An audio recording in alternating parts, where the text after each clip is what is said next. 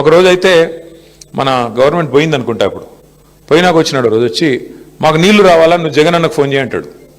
అన్న ఇప్పుడు మనం గవర్నమెంట్లో లేమే, మనకు ఇప్పుడున్న గవర్నమెంట్ చేయాల్సిన పని మనం ఏందన్నా అంటే అప్పుడు గవర్నమెంట్లో ఉన్నామా లేదా, లేవనుకుంటా.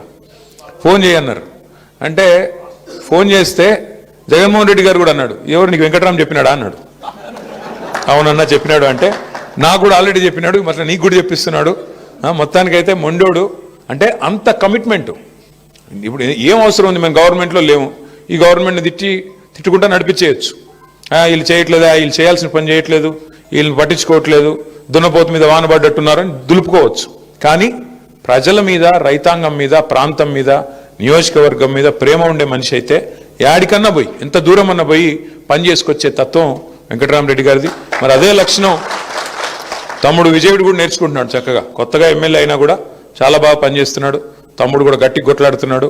మనం చూసిన ఎంపీ గారు గట్టిగా మీది కురికొస్తుంటే కూడా మనోడేం తగ్గట్లా. ఆయన సీనియర్ అయినా కూడా ఏమైనా కూడా మనోడు తగ్గకుండా అట్లా నిలబడి గట్టిగా మొత్తానికి ఆయనతోనే సారీ చెప్పించినాడు. ఎంపీ గారితో సారీ చెప్పించే కాడికి మొత్తానికి గట్టిగా నిలబడ్డాడు, గట్టిగా కొట్లాడుతున్నాడు. ఎన్ని కేసులైనా ఆయనకి తగ్గట్లేదు. కాబట్టి ఇట్లాంటి ఇద్దరు బ్రహ్మాండమైన నాయకుల నాయకత్వంలో మీరు గెలిచొచ్చారు. హృదయపూర్వకంగా శుభాకాంక్షలు. కాంగ్రెస్ వాళ్ళు మిమ్మల్ని 2 ఏళ్ళు ఇబ్బంది పెడతారు, ముందే చెప్తున్నాను నేను. అలంపూర్, హైజా వాళ్ళు, కౌన్సిలర్లు మీరు గుర్తుపెట్టుకోండి, 2 ఏళ్ళు ఇబ్బంది ఉంటుంది.